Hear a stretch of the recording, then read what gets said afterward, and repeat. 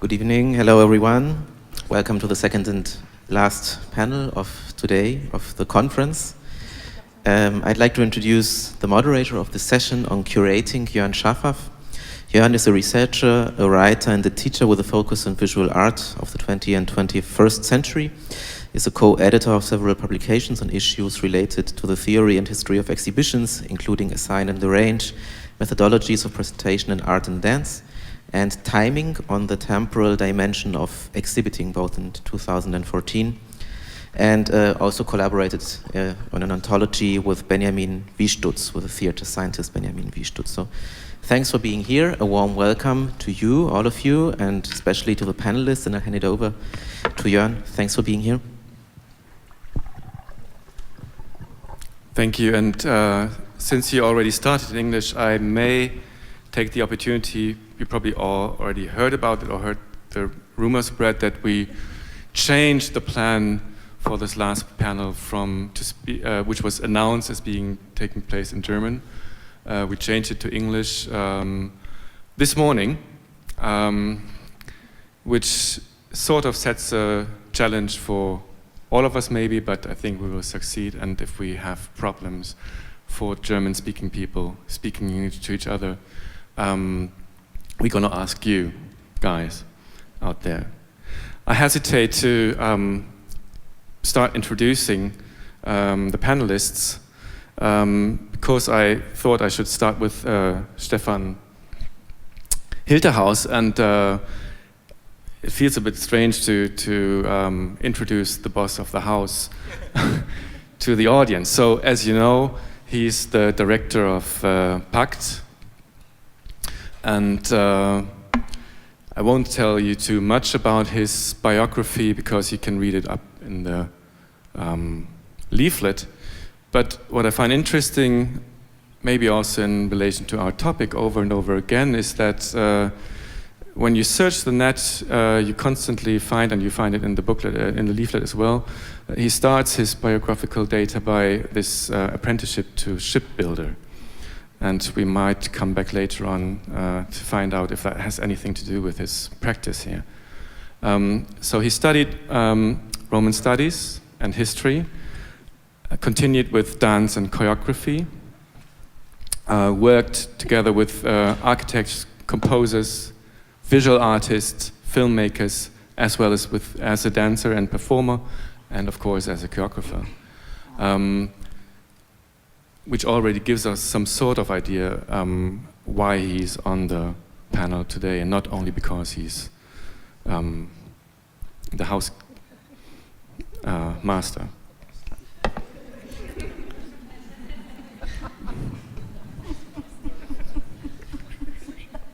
The master of the house. Bettina Steinbrügge, you know her as well.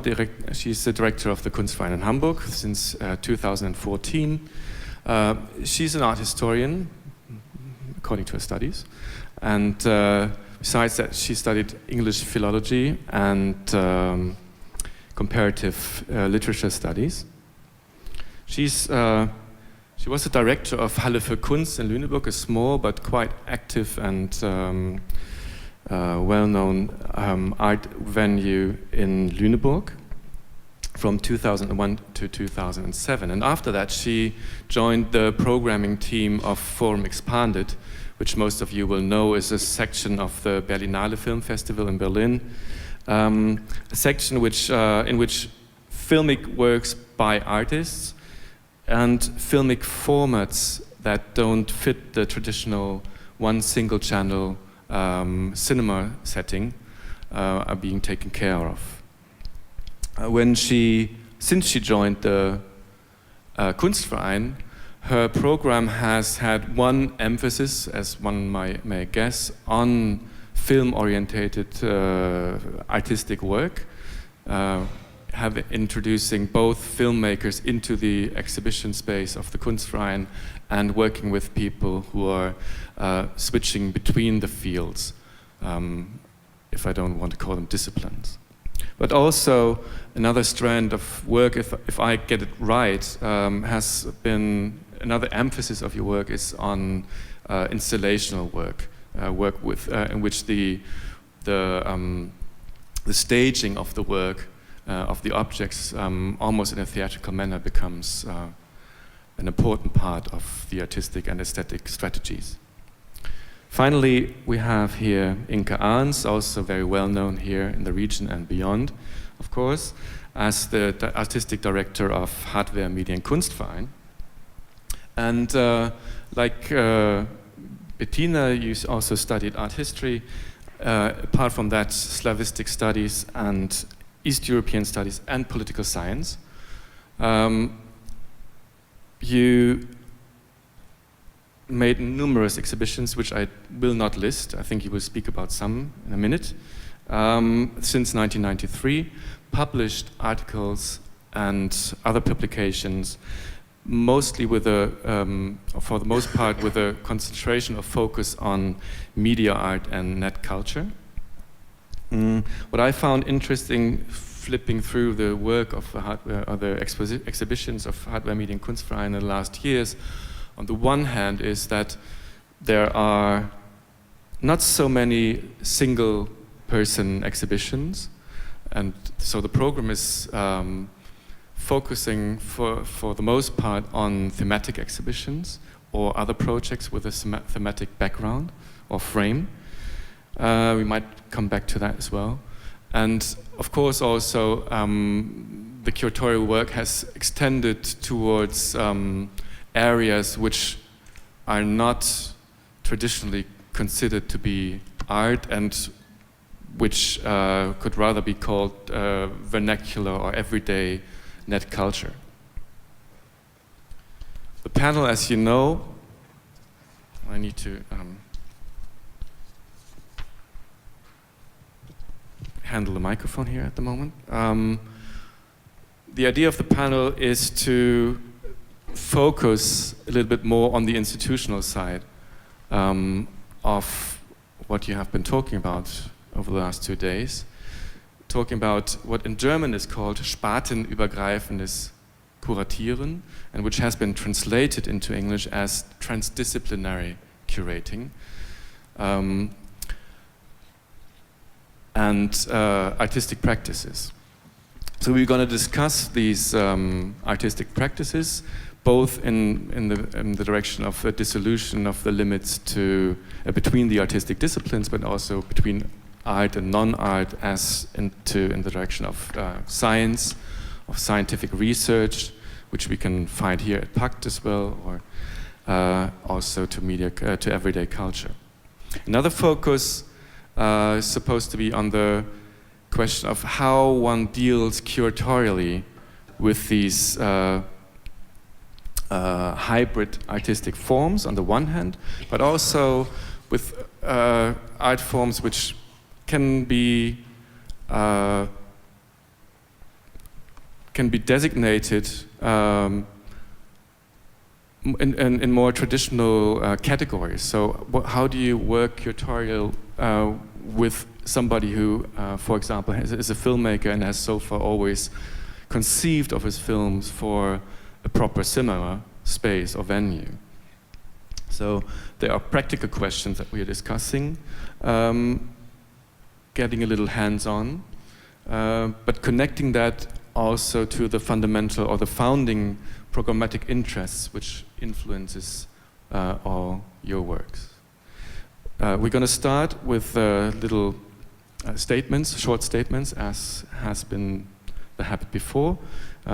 We start with Inke, continue with Bettina, then finish the statement section with Stefan, and then get back to the panel discussion.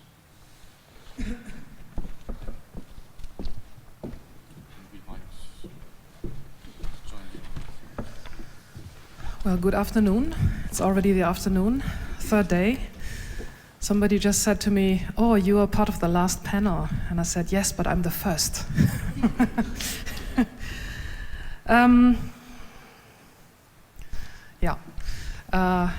I have to thank Manuel Pelmus for mentioning this wonderful term by Iri Drogov, the undisciplined versus the interdisciplinary, or perhaps the transdisciplinary. This is really something that got on my that stuck on my mind 2 days ago, yesterday. And this is why I decided to use this title.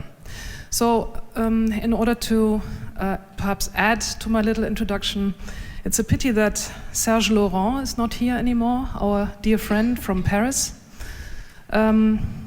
Because unlike Serge, I did not study Egyptology, but I studied archaeology of the ancient Near East. It's not a joke. Sumerian, Babylonian, Assyrian civilizations. I studied this for 1.5 years, and then afterwards I stopped in the early 90s because I thought, okay, Saddam Hussein is still in power, and his plan was actually to rebuild Babylon, to sort of build the new Babylon. So it's not Constant who was behind that idea, but really Saddam Hussein at that time started building a new Babylon on the ruins of the old Babylon. So that's when I thought, okay, there's no future to archaeology in that region. Today we know there are problems in a different field, and Paul Feigelfeld also mentioned the artist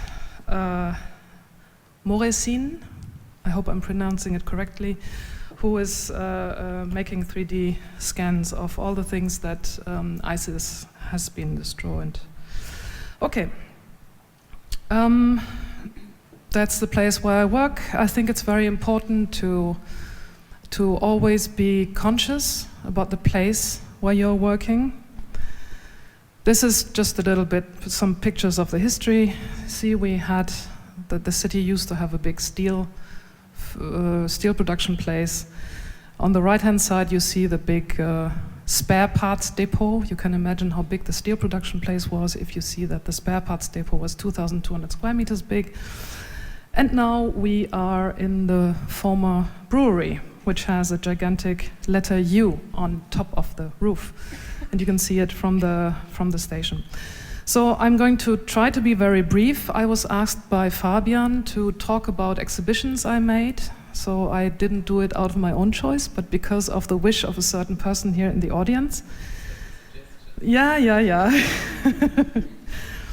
So, and this question or this quotation underneath, how are changes in image production and circulation and changes in digital and material infrastructures reflected in new modes and formats of curating? This is actually a question that was posed by a conference in Zurich, which was about curating, and I found it, it's a very interesting question. So I'm trying to give 4 different answers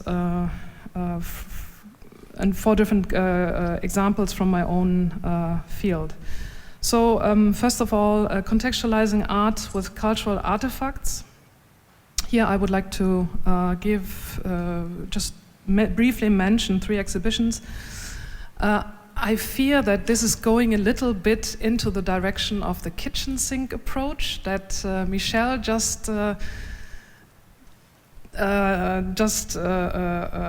criticized very heavily, but still I'm a big fan of that. So those 2 exhibitions, his master's voice on the left, it's just now being shown in Montpellier. It was taken over by La Panacée, about the voice and language, and on the right, Evil Clowns, an exhibition that was dealing with the figure of the evil clown.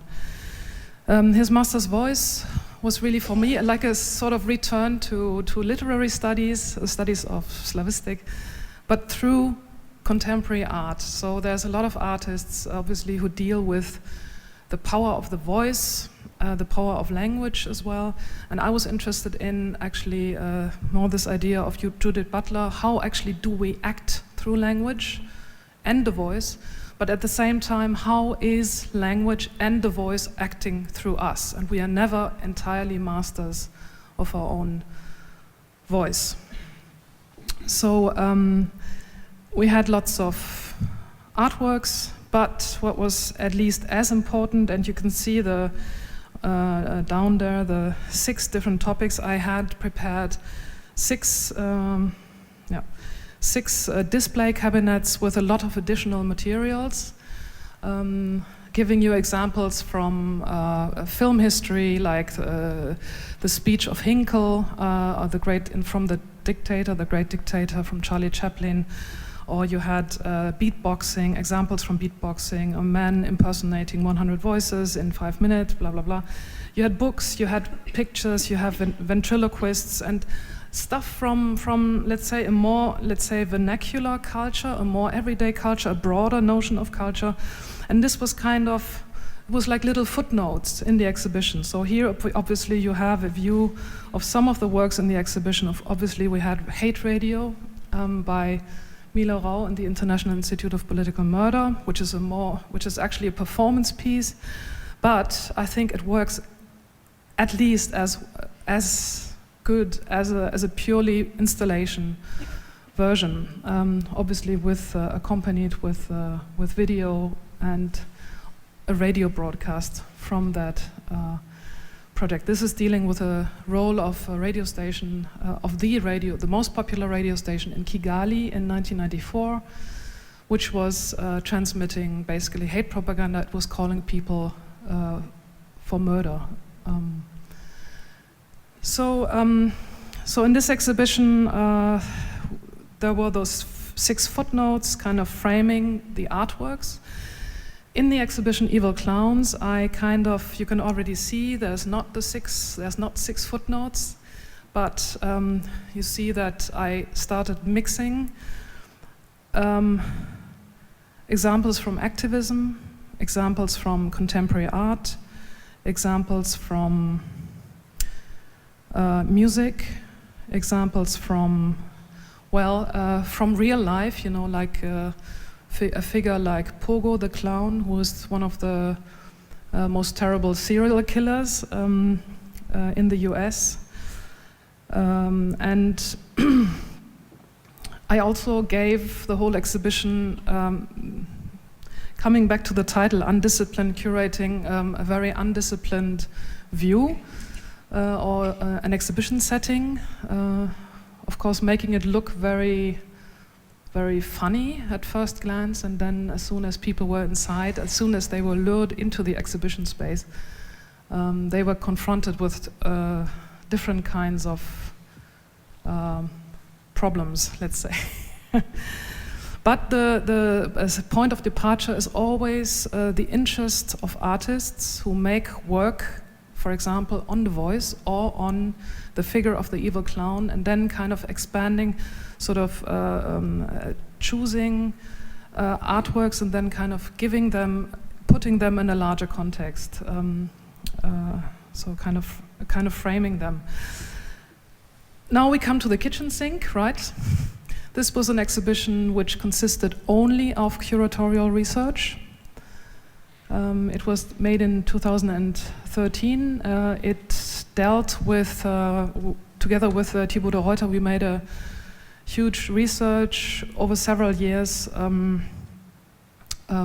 how actually did the violence of industrial society, how did it affect literature, music, art, photography, and so on. And so we basically gathered lots of material. Of course, we had all the books by the Bechers, which was, I think, far more effective than having one single photograph, which we could have gotten from the museum.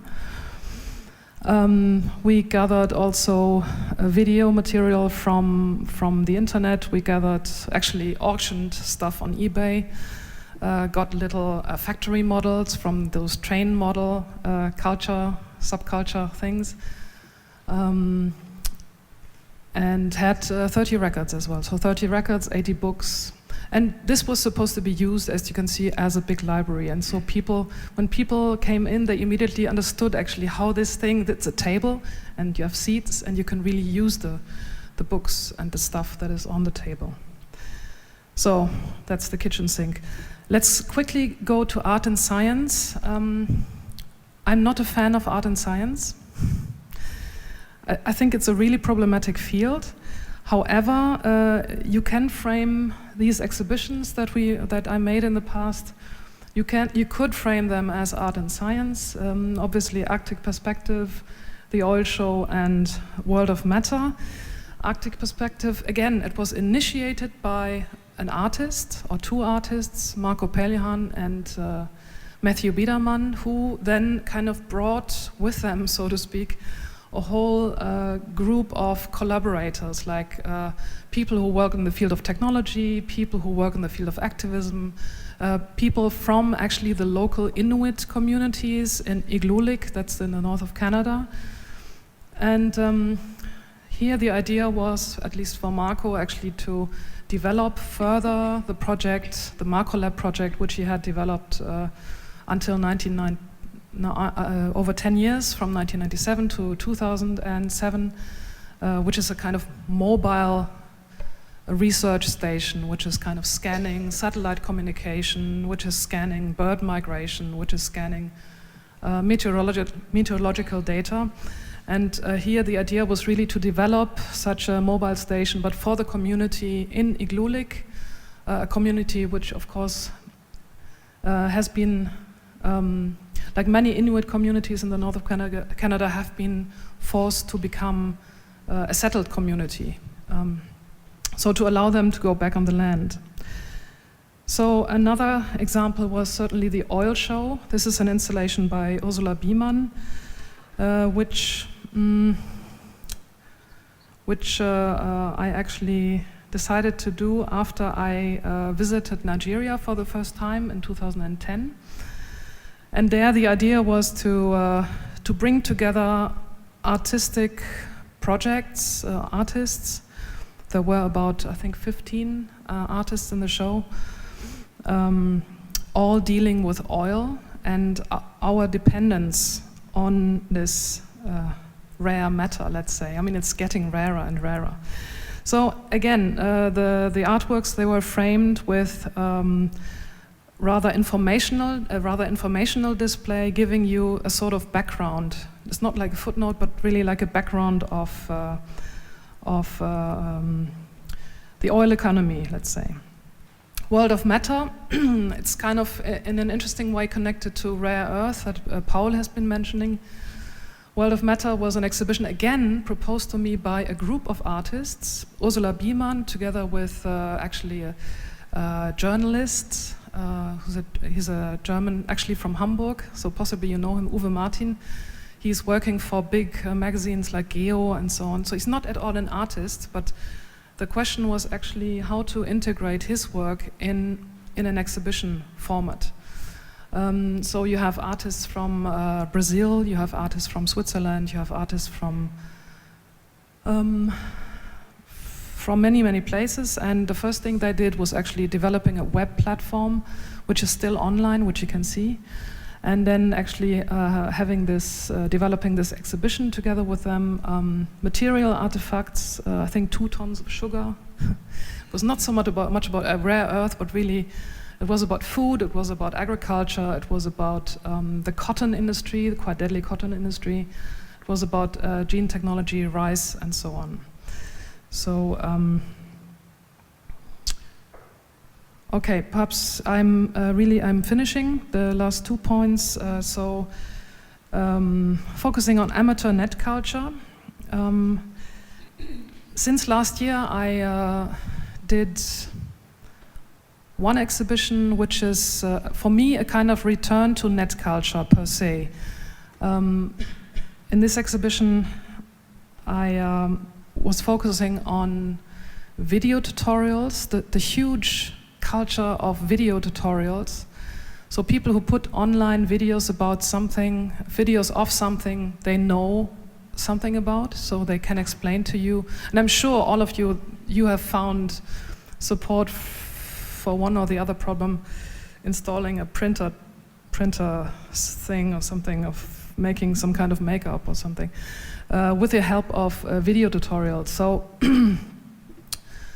together with a group of students from the University Witten-Herdecke, we actually set out on a big research, and we were looking for, we were claiming to show the 100 best internet video tutorials, and we had 100 video tutorials on 100 square meters on 100 monitors. So the idea was really to create this density, something you also find, I always see on the net. So there's a lot of stuff, there's all these talking heads talking to me like, you know, I can explain you this, let me explain you this, you know. So this is exactly what we try to recreate, and you see in the middle, you see two exhibition shots from the show. And I think we can talk about what this means later in the exhibition, because yeah, this is just a preview. I'm kind of continuing this focus on net culture. I have invited 2 artists to curate an exhibition in this summer at the end of July. It's about digital folklore. On the right you see a book that was published by Olja Lialina and Dragan Espenschied in 2009. This is all about actually the users. Olja to me always said, you know, I mean, for some years they have been focusing on so-called amateurs, the users and the visual culture they developed, or these people we developed on the internet. And so it's going to be a little time travel back, I think, into the mid-90s, as you can already see. So I'm quite curious to see how the exhibition will develop. And the last point, and I'm going to finish with this, is point number 4, using the presentation format of a commercial trade fair. And that's a project we are going to open at the end of October, and it's using the format of a trade fair is not something new. Yesterday with Hans, we actually talked about the Subversiv Messe in Linz in 2009. So it's not something new, but it's a very, very interesting format for us, because this exhibition, which I'm going to curate together with Christian von Borries, who's a musician and a filmmaker, and Nina Franz from Humboldt University. This is going to be an exhibition that will ask the question, is human agency being replaced by technological agency? I know Paul would say, of course, for a long time it has been, yeah? But it's a kind of really, it's an interesting process that we kind of see developing in front of our eyes right now. And the question is technology becoming a kind of acting subject? Is it becoming more and more autonomous? And if so, what does that mean? So we invited products, so real commercial products, and projects, artistic projects. And I was sort of tired. I'm not interested anymore to make exhibitions that sort of where it's very clear from the very beginning that, okay, this is an exhibition that's critical about technology. I think, yeah, as everybody sort of is, I think we have to find other formats that allow the visitors or the people who come to see the exhibition to access a kind of more open space where the positions are not that fixed, and they have to find their own way through, right? Don't underestimate your audience. That's also something somebody said on the first day.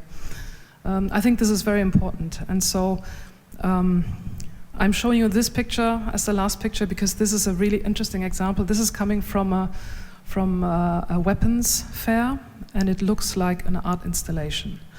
So these kinds of presentations tend to look like art, whereas art projects, you know, you can't really sort of, it's becoming, the boundaries are getting blurred, and this is what I'm interested in. But perhaps I'm going to end with this, and I think we can discuss a lot about this in the following panel.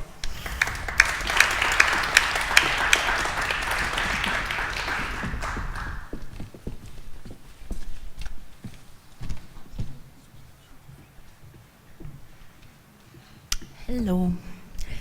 So I have to find my images, but I guess I will be... Oh! Oh, I'm sorry. I just put them. This is too advanced for me, No actually. Just there you go. Ah, okay. So, hello. Thank you for the invitation, and also the other panels I followed yesterday and today. It posed a lot of questions, and I'm very happy and I feel lucky to be able to think about it in the upcoming weeks.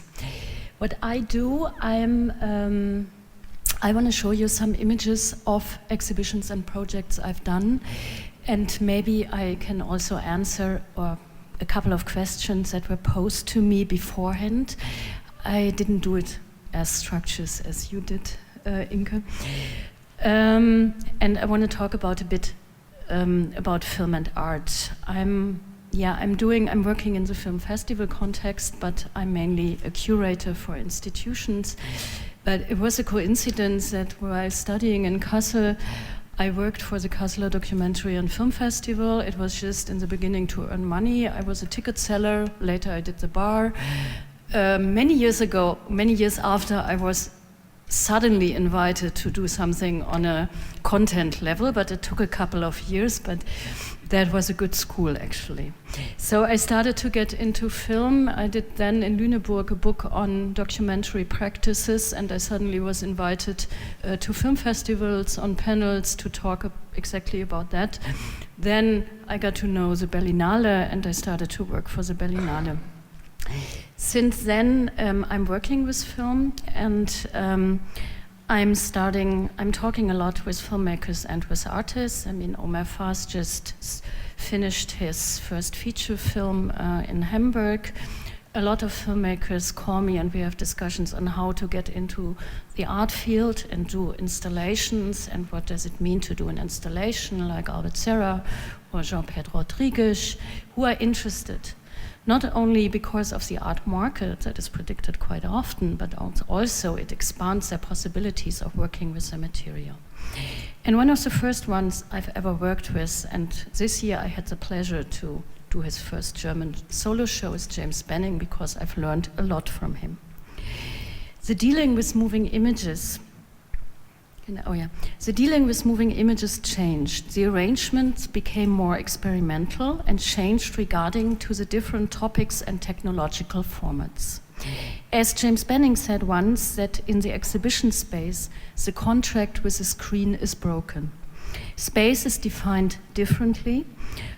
Over the past years and decades, we faced a metamorphosis in human perception. We face advanced image-making technologies.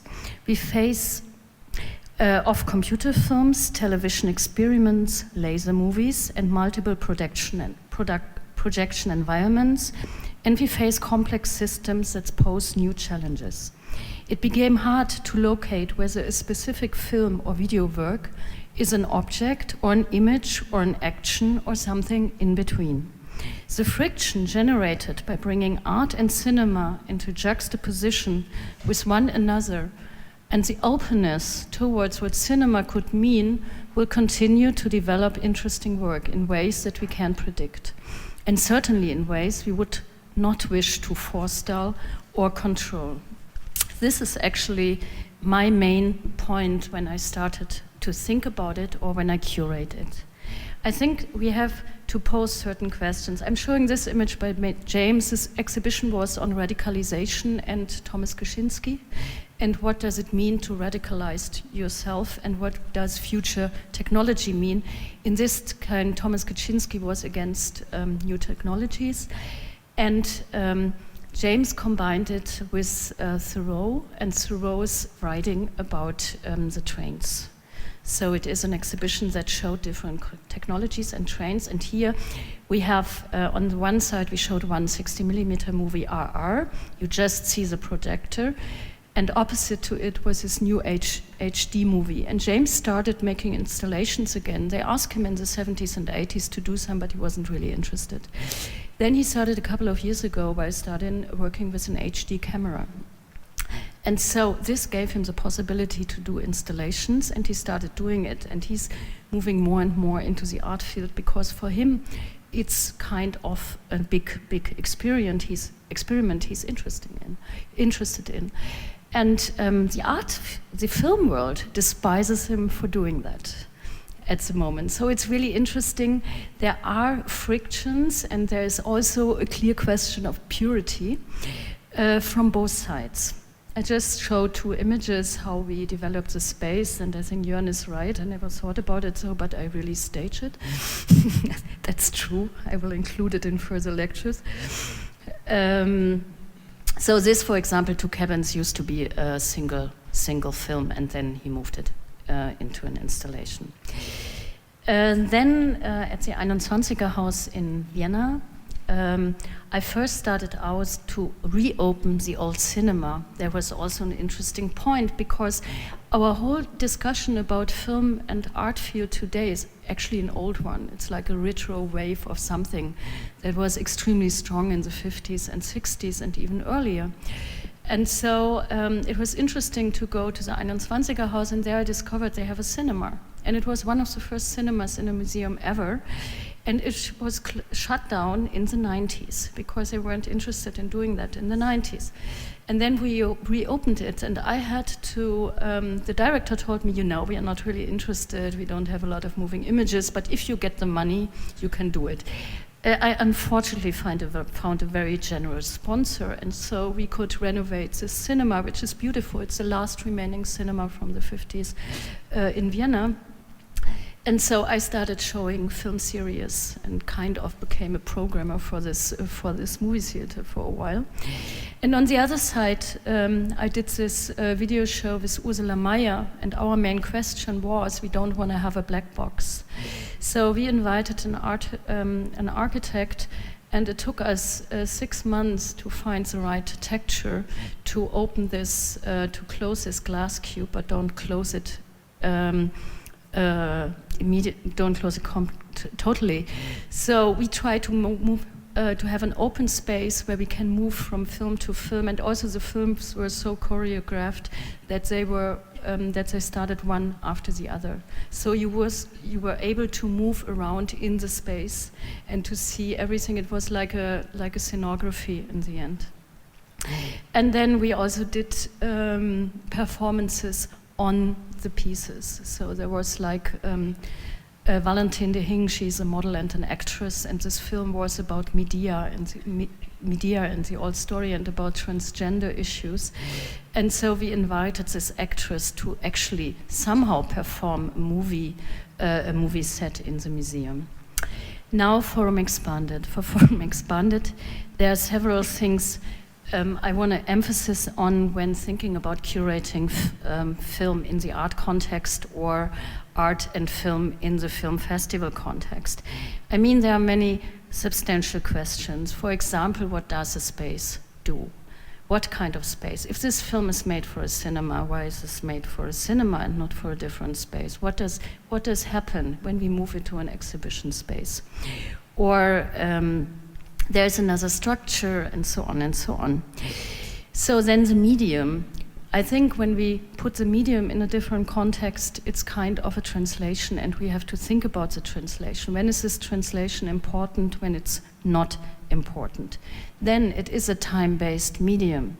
So how do we, in the movie, in the cinema, it's easy. Somebody gets in and they feel obliged to stay till the end of the movie. This is not the same case in an exhibition space. So we have to find formats, or we have to find settings that make people stay and that make people wanting to stay. That was with James Benning. We dimmed down the light in order to make the space very calm, and it worked. They stayed longer.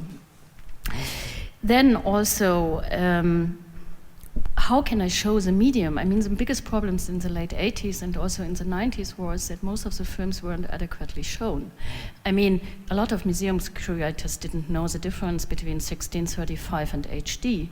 And I think working with film, it's quite important to know about the difference, what it does to a film, or how big do I show it. I think there are big differences. And that's what we do with Forum Expanded. We get a space and we think about the pieces, and then we discuss the format we're going to show it in. And sometimes we also decline pieces we like because we say we can't adequately show it, so we don't do it.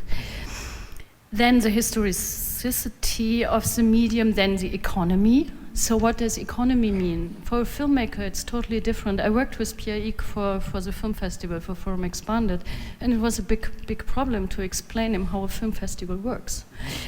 It's the same. It's the same with filmmakers working in art space. I mean, I invited Albert Serra to do something, and he was just like, "Oh yeah, I like to do something, but we only do it for 2 weeks.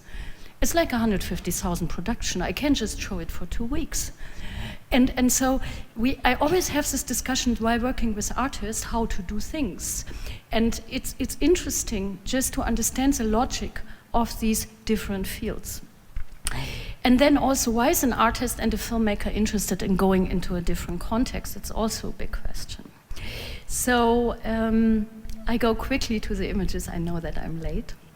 So with Forum Expanded, we go to different spaces. We now got our Hanseaten back, and I'm quite happy about it, but we had to go to different spaces. So this was a church, a work by Heba Amin, Speak to Tweet, during the Egyptian revolution. This was a replacement of Twitter, when Twitter was shut down. Then we did something in the Liquid Room in Berlin with Ilya Oitisi-Kar, because you have to be in the water, and only in the water you listen to the sound, and then you're floating in the water and look up the ceiling. Phil Collins did his Autokino in the temporary Kunsthalle, like an Autokino in an institution, which is totally absurd, but worked quite perfectly. Then we also worked a lot with performance. Ian White did a beautiful performance with Emily Royston. Emily Royston was in New York, Ian White was in Berlin, and they talked to each other and showed films. Lucien Castaigne-Taylor, we went to the crematorium in Wedding with The Last Judgment. This is a very successful documentary film. This film is extremely experimental, extremely seductive.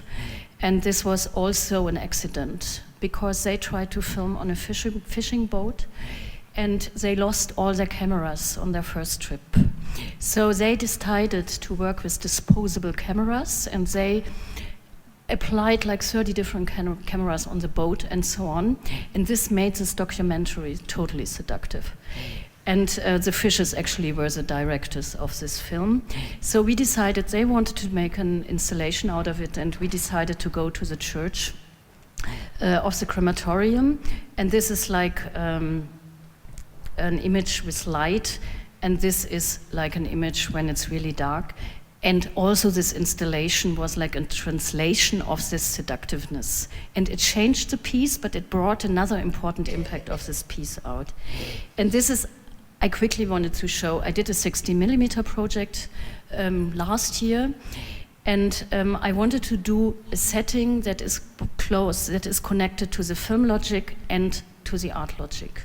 So we built in a cinema. We showed 74 films, 60mm films in a row, and most of them were done after 2000, because we wanted to discuss a medium that seems to be lost when we recognized that a lot of artists are still working with this, with 60mm. So we did this black box and showed it each day at 6 p.m. A 3-minute films, 3 minutes, a 20 minutes film, 20 minutes. It was accompanied by a Q&A on Skype afterwards with each artist. And so a lot of people were like totally, like they called me, it's like, hey, can you watch the film at 2, right? And I was like, no, you have to come at 6. That's the film logic. And then we had an exhibition around it that talks about 60mm but doesn't show it, like Martin Ebner in front. These are 3 60mm films as sculptures. And so then we talked about the 60s, the cinema verité, and the social movement, because that was also very important for Hamburg. And we worked with this documentary text, and we had discussions, and then the architecture became a piazza. So these are some images, and now I'm done. Thank you.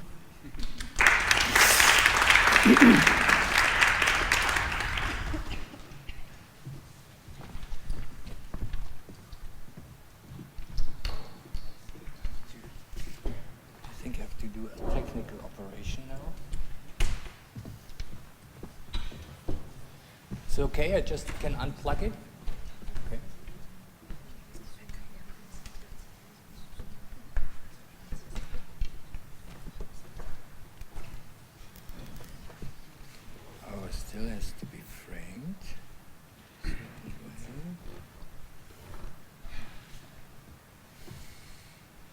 Do you know the Prezi?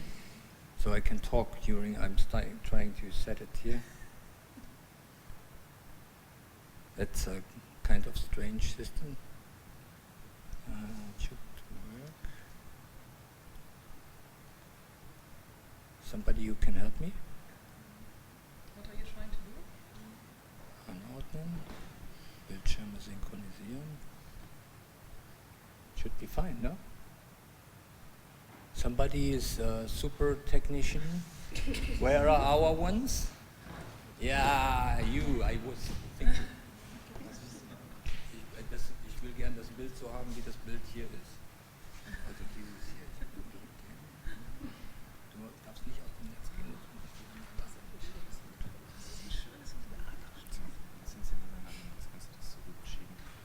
Das heißt, ich hätte gerne jetzt die Oberfläche.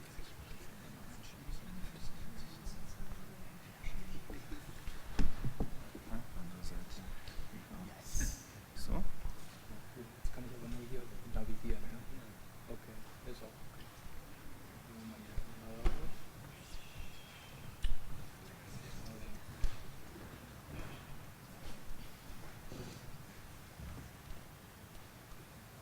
Sorry, this hasn't been rehearsed. I'm just going in. Actually, yeah, very welcome. Thank you for the last.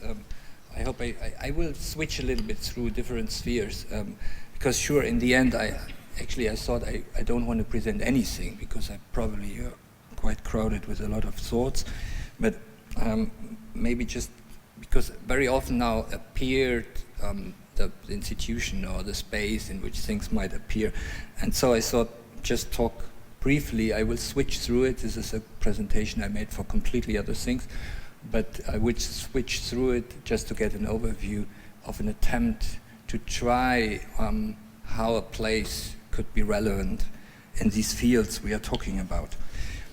Firstly, but I have to just briefly have a certain comment through performance, because always in these surroundings, the understanding of performance is just touching certain positions, and which is quite normal, but there is even quite, let's say, there's a long investigation of choreographers, much deeper than just about the presence in a museum or not. The idea of performance is since a long time, but even the newest developments are so much interested in exactly the separation of the body of presence, the subject of object, the protagonist from environments, the dance and choreography. So out of this kind of separations, a lot of new spaces to appear. So we can mention people like Max Stewart, Xavier Leroy has been one really famous example, but Mac is the same. Bill Forsyth, who even went into completely other, in installation, in object and so on. But it's not a kind of we looking for new territories, but it's about the question what body today, which relevance, which kind of even potential does it inhabit. And I think that's not unimportant in especially even talking about sometimes I had the sensation as soon as it's coming to kind of digital environments, there comes a certain kind of hyperventilation because it's so low, it's so much, and it's so much. And I think it's quite sometimes cool to just going back to where perception starts. And so I think these choreographers do have a lot of potential sources they discovered through these things. So normally I would like to show you now examples from them, but this would completely would just expand too much. There are a lot of examples so you mentioned have been yesterday here, they've been here, they're working here, they made premieres here. The spaces, even people who work in between the fields, quite a lot to mention, like Kate McIntosh, Eva Meyer-Keller, Eleanor Bauer. So there are a lot of people who actually try exactly this kind of connection between these spheres. And this is actually something we are interested in, and this has a connection to the map we are always seeing. And a map and navigation and boats and all these kind of issues, they start from localization. So they've constantly to relocalize where they are, which is quite an interesting issue, even thinking about an institution. But they're even thinking about the routes, the course, the directions they are looking for, and how do they do it? It's interesting because, you know, there's a long tradition of navigation. So today it's digital, which is just a very, very simple thing, which if it does not work, they're completely lost. But there is a long tradition, nearly, I know, 10 different capabilities, how to measure, for example, the smell of the water, the surface of waves, the winds of different qualities, even the smell of winds, clouds anyway, stars, you all know. But just to know that, you know, I don't want to transfer it to the simple body thing, but it's just about the amplification of how methods could be seen and be understood. And sure, the question today, I wouldn't say that the third element would be destination, because this is very difficult to mention what could be a destination. But I would say maybe the interesting thing is which different ways, methods, strategies could be taken through investigating in different ways how to do it. So exactly there we are close by where I'm interested in, coming from the idea that I didn't start with that, but it started out of really of needs of artists here, and we were just investigating. But more and more it came up for me that which kind of, let's say, procedure, which kind of environment, which kind of space, which kind of time does an adequate work today need. And so I was interested about the process driven from behind. So instead of thinking about where I have to come to, it's more the question where I'm starting from. So and it is kindly connected to this little quote from Baudelaire, who said once that the child's element of a toy, the relation to a toy, is to get the bottom of it, to test its limits, or to ask, how can I break it? And I think it's quite interesting. That's one mentioned Tim Etchells in a talk, that this kind of question might even scientists ask, trying to establish what something is could readily involve, just as an attempt to discover its limits, its edges, and the full extent of its capacities in a number of directions. And I think this kind of between experimental systems and the idea how to break existing structures to re-understand them is quite an interesting attempt. So I just going very quickly through. I have to navigate. This is I go faster. This is just stage. Stage is just a like kind of symbol, because it's much more. We have exhibitions in this space, and you know the space, so I don't want to stress this. Residency program and platforms. I go very quickly through. For me, more interesting is the whole picture, and so this one I skip. Sorry, I can't navigate it very easily now, because normally I would do it here. So can I do it here? Can I do it differently here? Sorry, exactly this I didn't want to do, because it's too fast. Don't worry. Yeah, here we are. This is a picture I want to go through. Did you follow? So this is just, let's say, we are constantly trying to re-ask some questions. These are just a few.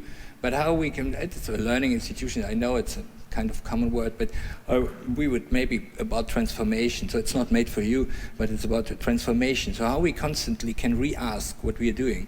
So if we are doing programs, which we have something like interdisciplinary platforms, working with artists, scientists, and something, we are re-asking every year if we should completely drop it, re-asking, doing it. And we can, because we construct the kind of systems that we are not, that we don't have to follow a set which we once set. Constantly asking on resources, and sure, what is the position, what is what is the criteria we are coming from. And for a place like this, I think the idea of paradoxes is quite important, in which things could stay maybe without any possibility to combine it. It's there together on the same moment. I think this is interesting, even regarding the question of science and art. So actually, I'm not so much interested in having a position in this field for globalizing an idea as such as putting both strong positions in a relation to each other. So this is now a long one. I have to skip it. How can I go now in? I don't know. Can somebody help me? Bildschirme synchronisieren. I'm completely out of. Now, because I want to skip many of them. Maybe we can do like this. Okay, now I'm ready. Okay, that's the way. This is I just would like to mention this one because it's quite an interesting thing. What we have done with students from art faculties from different countries now, but even from local scene. And this is an exchange where we just put them in a space. So it's quite interesting what happens they have no duty, no theme, they have just resources. Very good people, good environment, technical background, and time and space, the environment. Some probably even we try to provide them with everything you have to know to be here in this region, the locality and so on. And the rest is up to them, finding themes, finding construction, finding a theme to work on, and so on. And a lot of quite very unforeseeable and interesting things appeared, connections and so on. So I'm quite interested how the boundaries, how the frames you might provide and where they are going to be constructive or in a way productive, I don't know, maybe more constructive. So you see these are, I don't want to stress now every different part we are working on, but it's just, let's say it's a kind of shifting modalities which are always in negotiation, but once they are set, we are trying to follow them up and change them through the time. And what's mostly quite important here, I think for me, is that the conditions try to follow the logics of the people who are working here and the needs. So sometimes people need 15 days on stage. This is nearly impossible in the field, and we try to make this possible. Or some people just need whatever, 24 hours access to all the studios and all these kind of things. And we try that this place has a kind of relation between a deep trust in what is happening on one side and on the other side in resources which might appear and questions which might appear. And therefore, I think for myself, this is kind of the institution itself does allow not to follow a logic which is given by others. And that's quite often what's happening by these funding systems and all the restrictions we all know. And therefore, I think if, let's say, this kind of environment does even move from itself somewhere else. So I started the institution here telling to the people who are paying that probably, I don't know if it's going to be a center for performing arts in 10 years or if it has something to do with performing arts still. So it might be maybe architectural environment, that's what they said, because in that time there was kind of busy with liquid architectures, and I said, wow, it's great, maybe this will all shift and so on. But it's 100%, and this is quite interesting for me, it's 100% the opposite from what it has been before. So there was no experiment, there was absolutely the strict idea of destiny and where we are going to.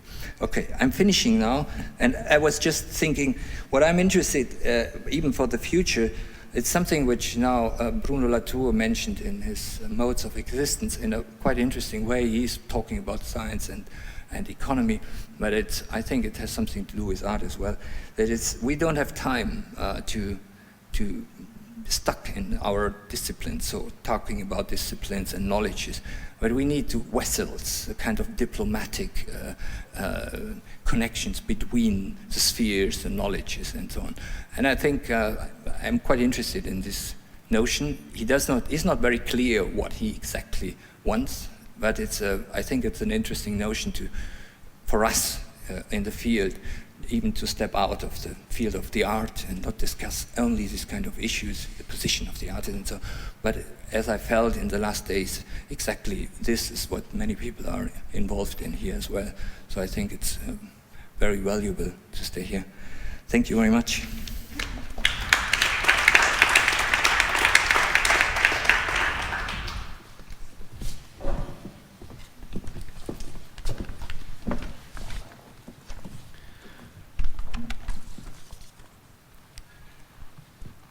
Thank you to all three of you for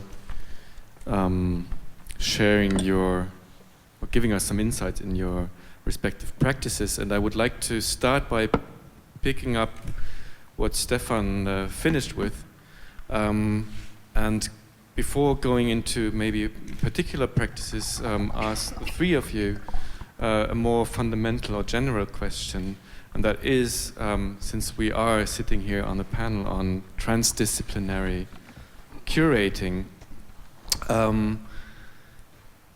you've already given answers in one way or the other, but I would still like to ask again the question, what do you make of this term, transdisciplinary or Spartenübergreifend, in your practice? Does it have an influence on your own understanding of how you see yourself as a curator and your curatorial practice, if only by getting over it? I think there are quite different positions you've been sharing with us in this respect. So does that term still make sense, this transdisciplinary curating? And you suggested the vessel as something to replace that term. Very briefly, I think it's a term which you can use in public as a kind of making something understandable. For me, in the work, it does not have any relevance. So, because I think, anyway, it's not possible. So, coming back to my first profession as a boat builder, now it would be ridiculous to talk about different disciplines in this kind of handcraft, because there are like 10 different knowledges which are integrated in building a boat. So, and it's so old, the work in between. The separation has had some qualities, without any doubt. I think even the people who are researching the specification in sciences, for example, has its relevance because you can deeper and you can focus, and sometimes it's very important to use it as a tool. So for me, it's more a tool, and a tool to use, and sometimes it's good to separate some knowledges. But for the practical, in the end, for the work itself, I think it's just interesting to maybe communicate in another way, but it's not interesting for me as a separation in thinking. I don't use it. I mean, I think I thought about this term again. I was with Amelie Deufelhardt. We were in a group that thought about postgraduate artists, classes, or whatever. It was some idea. It was never further developed. And we had a lot of trouble with this point. And then we just decided to stop discussing it. And I've stopped it since. And it was really funny. Last week I opened a show on photography. And we had a discussion the day after the opening. And then one of the person in the audience told me, yeah, but there are no photographers in the show. And I was just like, yeah, but they're talking about photography. So what? Fine. I mean, it's the same with film. In some points, it is important because I have to think differently in the film context than in the art context. I mean, since at Forum Expanded, our group works together since 7 years. And we have a certain mindset or a certain set of discussions I also try to introduce in my talk, which is important. I mean, I have to know where I am. If I talk about film theory or art theory, there is a difference that came I think, a bit later. It worked together in the beginning. And we have to be aware of it. We shouldn't be naive. But in the end, when it comes to artists and artist project, it's about the project. I mean, and not about the discipline I'm in. Yeah, I think I would actually underline what you just said. I never, ever use it, the term. Okay, we make mostly exhibitions at Hardware, but there have always been other formats integrated in the space. So I mostly also, perhaps for the future, I like to actually use or see the space we have more as a space that is more open for, let's say, other kinds of formats, even more than we are already doing. So also some kind of more performative stuff. Certainly, because I think it's interesting to experiment with different kinds of temporalities. But again, a little bit like you said, it's really, when you work with artists, you don't think so much about the discipline, I would say. Mm-hmm. Because I also noticed, actually, when I was teaching at the ZHDK in Zurich, when we had, it was in a class of, I think, media art. I don't remember. They changed it several times, the naming of the class. And I mean, the students who did their diploma work, they did all kinds of stuff. You know, they did installations, they did performances, and we actually showed their work in Phoenixhalle. And so for me, it's not an issue, let's say. I would just want to add something, but you have to understand, for your side, both of you have a very specific frame in which you are working. So this is a Hardware Medienkunstverein. So whatever you're proposing, this is a frame where it's a lot said beforehand, the same like in an art space. As soon as you're opening it, which is for probably this one, because the first thing what I did was canceling choreographic center here, and call it PACT. That was the first action what I did when I started to do this work here. Right of this idea, because I said, no, the people then in the end, because maybe my expanded understanding of choreography does integrate everything, but not for the normal public. So exactly for this reason. And then it becomes more problematic. Now, sure, the people, for example, if I ask the people who are publishing, they say, yeah, but you know, a project by an artist, which we more and more try, we always did, but then always, yeah, but what it is. There is still, sure, in all funding systems, public, newspapers, journalists, this kind of deep desire to specify or to shape it in a certain way. And of course, one was very tempted to idealize the artistic work in terms of, oh no, they're all over it. On the panel last Friday, Ragnar Kjartansson, I was in Berlin on sharing another panel. Ragnar Kjartansson, Icelandic artist, he explained how much he likes to play around with terms to call something that is obviously looking like a theatrical performance a sculpture, for example. Tim Etches of Forced Entertainment talked of the disciplinary police that are trying to box the practice. But then on the other hand, Bettina, you've been telling us of Pierre-Hugues having problems to understand how a festival works. So, I mean, when I talk transdisciplinary, I'm often coming to reaching some borders. Definitely. And I mean, I have to know if I'm in a film festival, in a cinema, or in an exhibition space. That is important, and even with artists.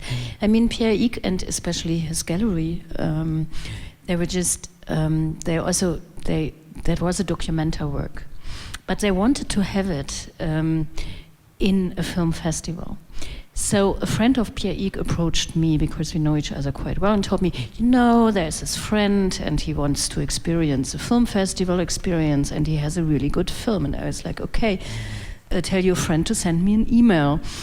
And then it started, and we had this discussion, and we watched the film, and it was just like, at the film festival we don't invite Pierre-Hugues. So the first step was, We just have to watch the film first, and there will be a democratic discussion on the film.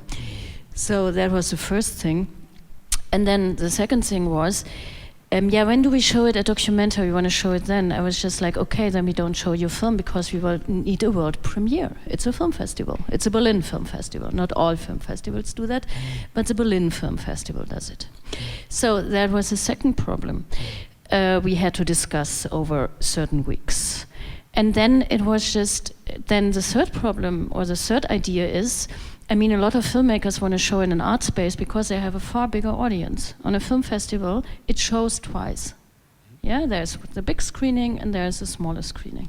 So how do you deal with that? And how do you deal with Q&As and all that is involved in that? So these were all questions we had to discuss, and on the same side with filmmakers.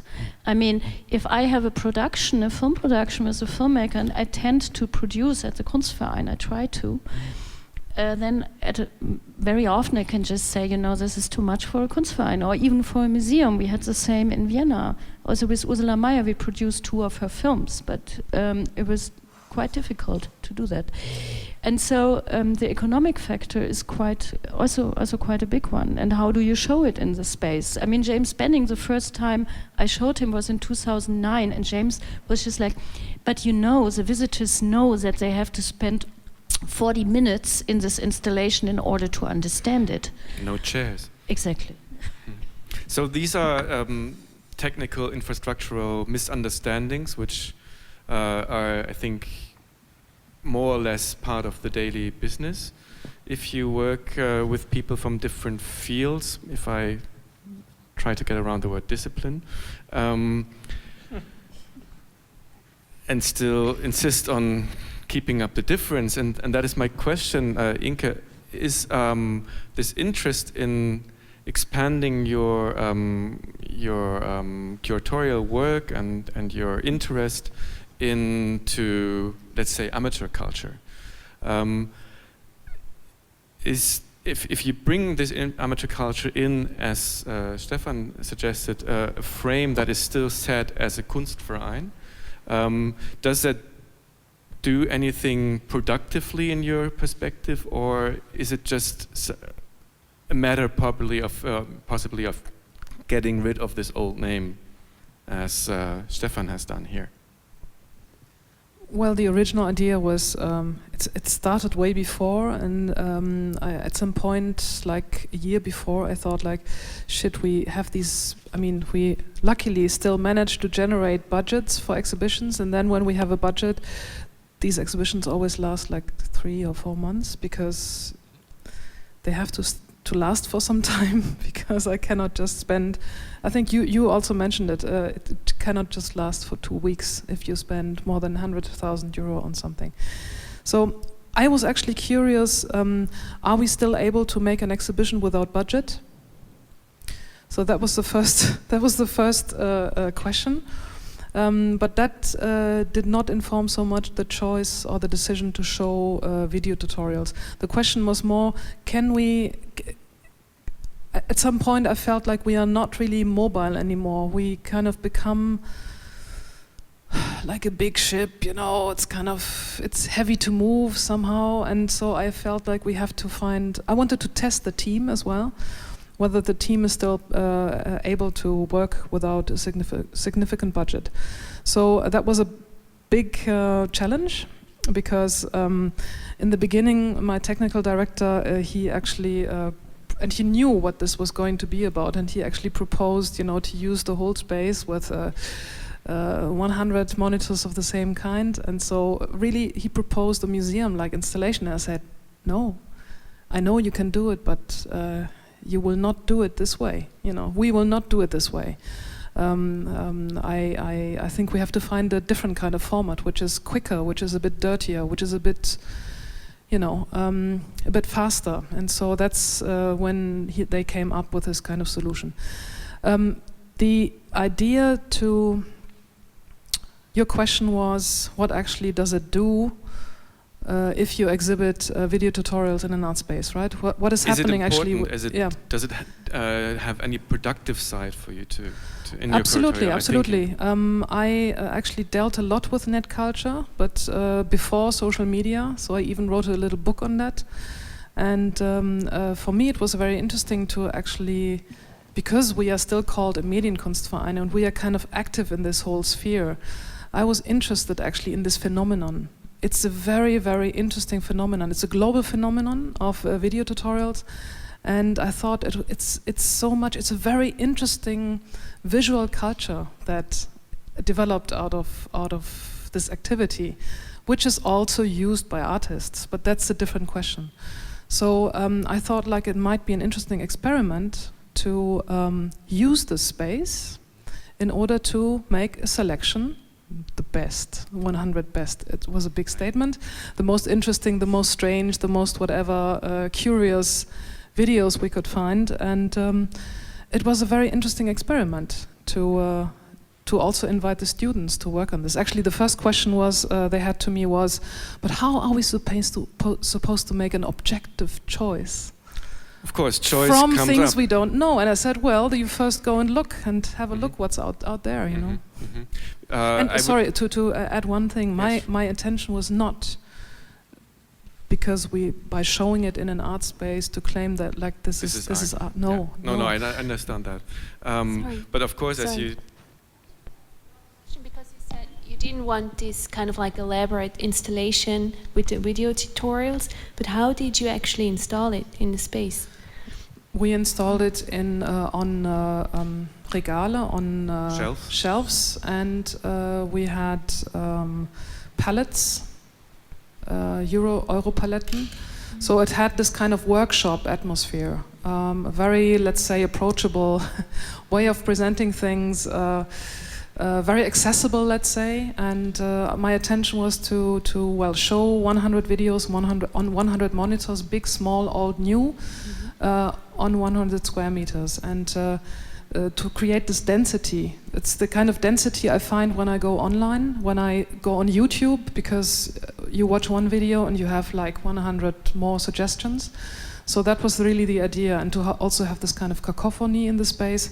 And Stefan Karas, who's our technical director, he actually developed a way so that people could use their own headphone to actually plug into each video. Which, of course, is a whole series of aesthetic decisions that you're talking about, right? Which is, as I understand, you claim for your curatorial work, which otherwise or traditionally would have been claimed by artists, and I would like to come back to this. I was not the curator of the exhibition. We were 20 people who actually worked on the selection.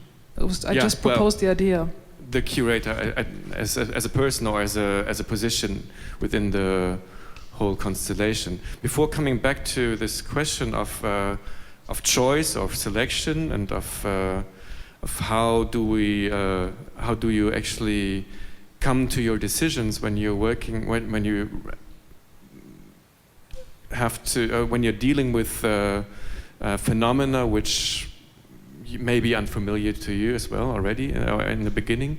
I would like to, before we come back to that, I would like to ask Stefan one thing. On the graph that you showed us, which was quite beautiful, showing us the whole cosmos of PACT, the stage is just one minor little part up there on top of the screen. Is that the case in practice? Or, to put the question in another way, what is the function of the stage within this conglomerate of practices, of platforms, of interests and activities? I think it's one element. So I think that's so different from how you are working, because you're mostly working on the displays. The display, so which would be a stage, or I mean talking about using all the spaces as sometimes music hall or ballroom or a gallery or exhibition space and so on. So it's not only the stage what we are using, but sure, we have a public program. So the public program is what appears, how we are doing appear in public. and means mostly every 2 weeks, 2 or 3 days. The rest is quite intense work. And in between, we have the time for artists to work adequately on stages or in their studios or whatever. The thing, percentage, I don't know, the budget probably it's higher for the presentations, but we are investing a lot of time, probably time-wise, we're investing more time into all the other things. And okay, I have to say that when we started here, it was meant for this, the critique on institutions, I completely understand, but it does depend even a lot on people. So how they are reconfiguring institutions. It's not something which is given from somewhere. When we started here, I really said, no, this is not a theater. And in the next moment, but so you don't do every public things? No, it's a theater. But you said it's not no, it's a theater. No, it's not, it's sometimes a theater. So, and then I said it's a working space, it's an, and so on and so on. And so, and it established that we always have kind of public appearances, even with the, for example, with the project with the graduates of art schools, there's always something open. So people can come see once a day, and we are working 10 days, for example. So there is a direct dialogue. I'm super interested in the dialogue and public and so on. But the intensity or the space or the trust in which you can work just by yourself. For example, Tim, when they did several works here, so I arrived with 7 people. They wanted to do a big show, and in the end, on stage, there were 1. So it was a solo. Great. So they worked with 7 people, but they worked a long time. And so these things had to happen. So we are following a lot the artist proposals, and we have to move with it. So therefore, I'm working in the other way around. And then later, other people then they are going to festivals and they're going to be programmed.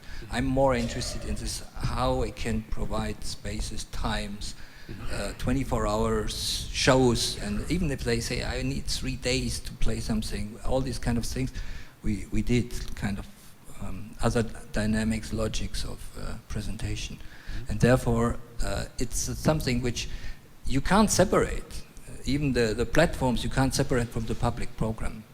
But the residencies maybe yes, but even they have sometimes appearances. But it's interacting between each other. So that you can't separate the people who are now, John the house band is outside making music, a concert. They're appearing sometimes. Sometimes they're making kind of table concerts in between. So it's part of the life here. So if I understand you correctly, the stage would then be well, the locality in which all these different activities, thoughts, discourses show up for appear at a set time for a particular duration in order to then move into the background again and continue to be. This is, I think, exactly what artists, or some artists at least, I've been working with and about, are thinking of when they think of exhibition, right? The exhibition as a period of time in which an ongoing thought process, an ongoing research and activity temporarily maybe comes to a halt or slows down or even speeds up, whatever form it takes, but becomes visible to a larger group of people potentially.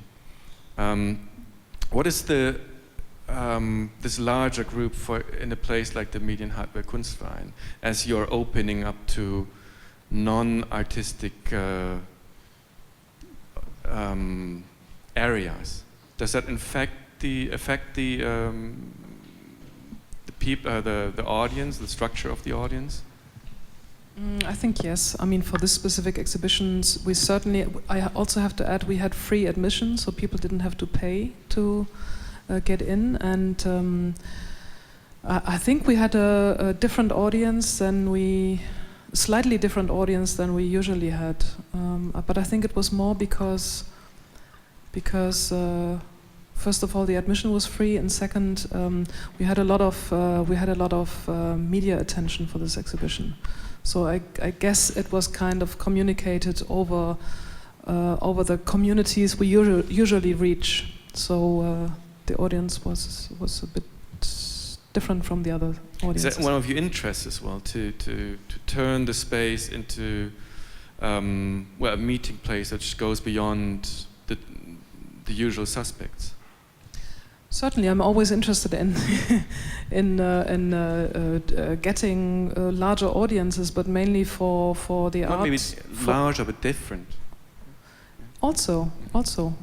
So my intention is really to actually bring in people that before possibly did not know the place, and then possibly my idea is that perhaps they will come back when we have an exhibition sort of that has a different kind of drive, you know. Do you have experiences with that, Bettina, in the Kunstverein? I was just thinking about that.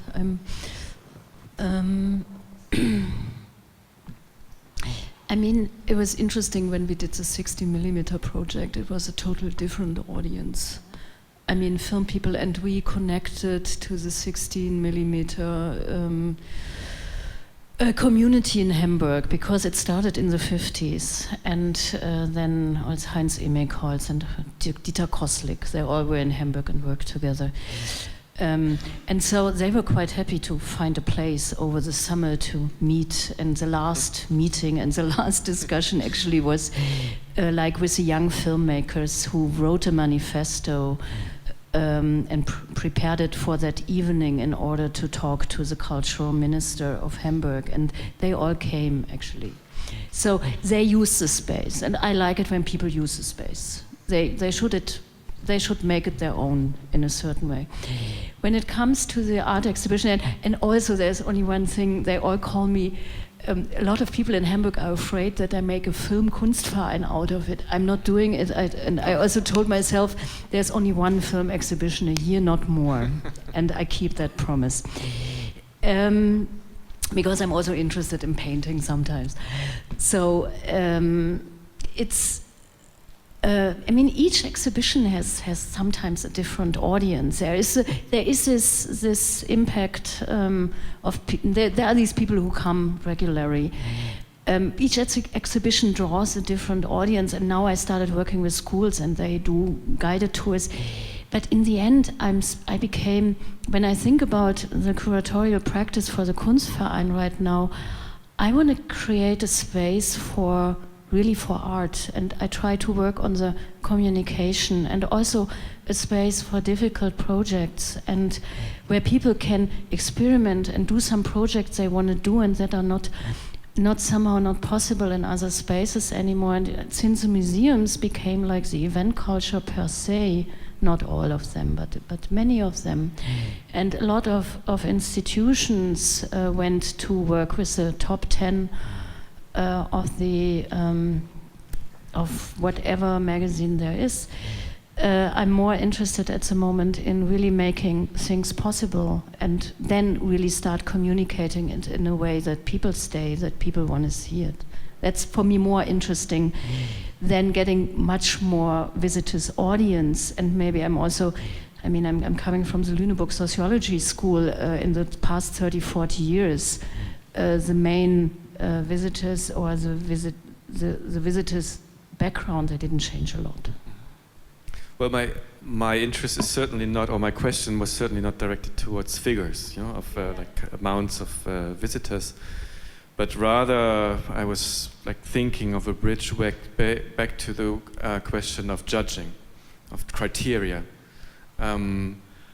Whereas on the one hand, I mean, it's like one of the most traditional notions of artistic work, and the pleasure and interest in watching and looking at art in whatever form is and has been to question and undermine established orders, either visual orders or orders of knowledge and orders, disciplinary orders, and so on.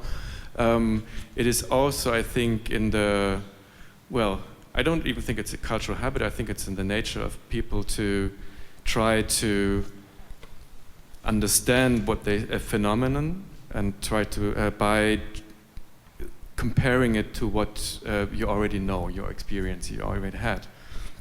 So maybe coming back to the beginning, I still want to ask if like, first question, it's a two-part question. First part is, what are how do you, for yourself, set up the criteria for selecting particular works, objects to insert or not, and or do you not think in these terms of criteria at all? Meaning that the position of the curator cannot be considered as longer as the one who knows, the knowledgeable person who makes a prejudgment for a given audience. And the second part of the question, I forgot.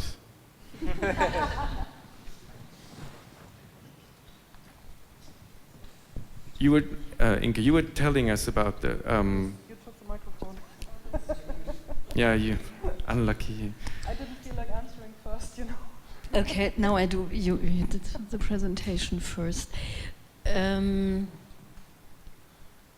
mean, I think the notion of the curator is overrated. That's my basic answer to that. I feel I would like to... I hear no applause. That's interesting. No, it's a difficult statement. I like to think about being a mediator and to try to make things visible to a broader audience. I'm not... but for me, curating is also a lot about listening. Listening to artists and listening to people who work in the arts and try to understand what is necessary or urgent, or which questions are out there. And these must not be the questions that I'm completely familiar with. I'm working with alternative spaces in Mumbai at the moment, and I try to understand what it means to curate there, or what it means to show art there, or working with filmmakers from Egypt, and then a project is slowly developing, but it's not about I'm choosing all the artworks that come in. When I do solo projects, I'm working with an artist when I like his way of thinking or find it interesting, and then the project develops after, but I never invite works. So I don't know what it is. Maybe it's making things possible and finding it interesting, but it's a process. Selecting for an exhibition is also a process. Perhaps to continue what you just said, the way you were describing the role of a curator is really the power role. That's of course what everybody is very critical about, but I think I would see it more from the side of, because you're always working in a certain place. This is also why I started saying in the beginning, I run a place in Dortmund. It's a post-industrial space, it's a very specific space, a place with a very specific audience. So I think perhaps as important as the question of power is certainly the question of responsibility for a specific audience. And so we all certainly have our interests, and we are clinging towards this and not towards that. But I kind of feel responsible for the audience I'm working for. I am working for an audience. I'm working for people who come to see exhibitions, and I want to present contemporary art and neighboring fields, let's say, partly. I'm not a specialist for performance, but I want also to present it in a way that people don't fear this don't feel the fear of contemporary art. There's really a very widespread fear of contemporary art. If you talk about the, let's say, a very general audience, and this is really what we have to, possibly me more than you, I don't know. So how can you actually make contemporary art accessible? Stefan? I would start from what is needed, and mostly you have said, so I just summarize it. No, but I think that's quite important. For my work, it's very important to have a constant dialogue, a high attention. So these are a constant, even to hold to people. So it's a bit maybe different in your field, but I'm working with some of the people I'm working with since 10 years. And it's changing, sure, but so it's even important in our field even to follow people or that they know that this is a place where they could be and come back. And this has something to do with this place here, in the middle of nowhere, in the north of the rural area. And so it becomes a place where people could rely on. This is something, reliability in our field is very important. And that makes why other people like Max Stewart or these people who are making premieres here, and it's not because of the name, because I really admire the work, but they even like to be here and start here because they know that the team is extremely supportive. So you need so many elements which are creating an atmosphere of something. It's not to make a program and then it's ready. You know, this is a really absurd thinking. And sure, then choices had to be made, and sure, I'm interested not to please, and I'm interested even maybe to challenge the people. But this is exactly what I've done now since 12 years, and all the people when I started this place said, forget it.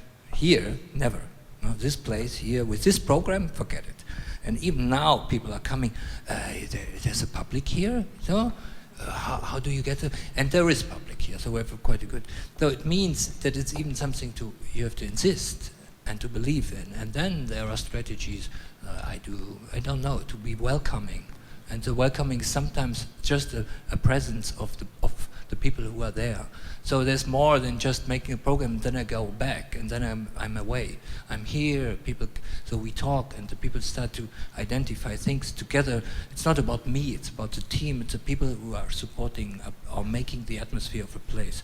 So it's much more than, for me here especially, than making a program. And the choices, sure, you can see the program, and the program is generated by conversations with artists, and then in the end, a position comes out if you see the people we are programming. Well, I think what is obvious is that in these processes you have more or less either as an audience attending something, as an audience attending a symposium, or in curatorial practices like yours, there's a requirement to clarify in each new incident what exactly it means, what you're talking about when you're using this or that word, when you're using, when you're referring to this and that. And I think it becomes especially, and we all know that, important to do that if, on the one hand, we consider artistic production and the places where they are being presented as places of, as practices and places of knowledge production, and as maybe a forum for discourses, right? So as the time has proceeded to, let's see, 25 minutes past 5, I would like to, of course, give all of you the possibility to join in and for a few minutes come up with your impressions. And I would actually like to start by asking one further question myself, and that is one question to Frank and Fabian. If you could give me, as I only arrived today or this morning to this place, an idea of what we've been talking about now, of what that has to do with, from your perspective, with the other panels that took place beforehand.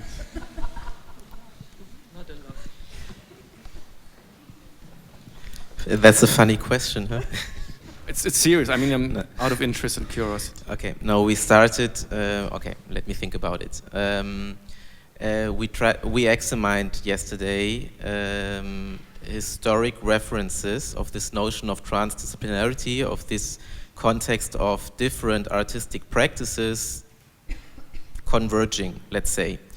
There was a lot of concentration on examples from the 60s, let's say, conceptual art. In the second panel, we examined the interconnection between the visual arts and performing arts practices.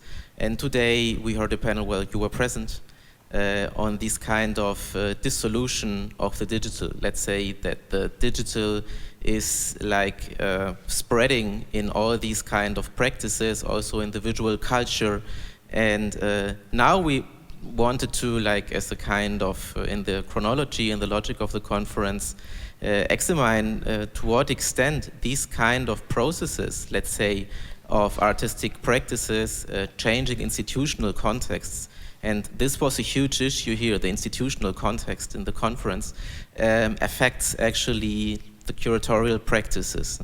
You know, the medienwerk institutions, which is like the host of this conference, are mainly institutions who produce and present art.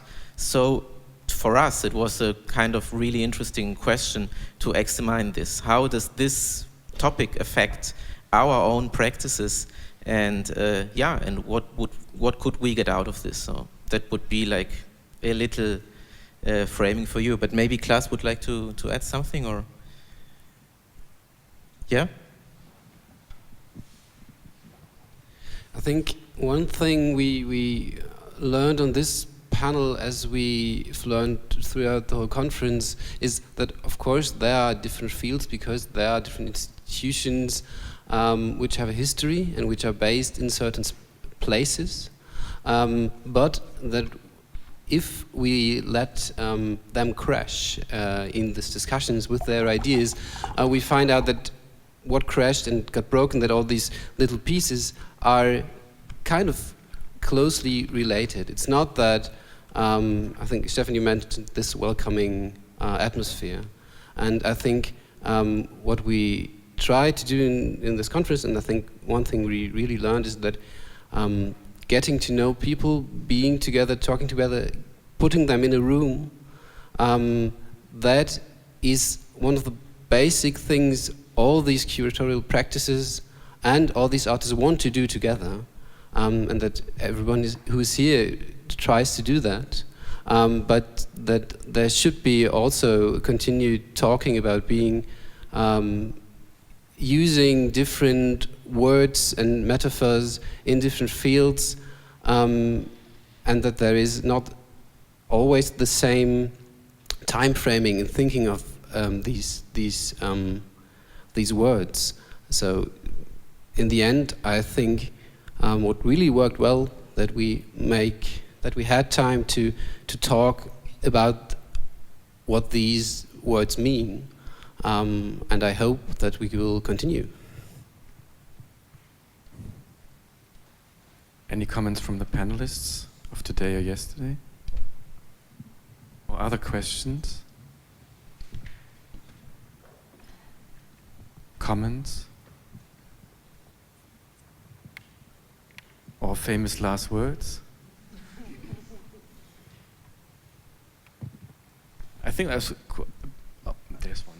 But a little bit off topic, but it's a nice thing. Actually, Paul Feigelfeld wants to invite all of you. He wants to give a little workshop on cryptography, like just right after this session. So if you would like to stay a little bit longer, he offered to make a little presentation, and you can all learn about how to encrypt your emails and to enter and to access the darknet. So right after the closing of this session, he will be present here, and he can show you how to modify your devices so that you can encrypt, use encryption. So, are there any other questions? Any more questions? This as the after closing continuous information part, and would like to thank once again Stefan, Bettina and Inke for being here with me on the panel, and thank you to all of you for listening and sharing the time with us.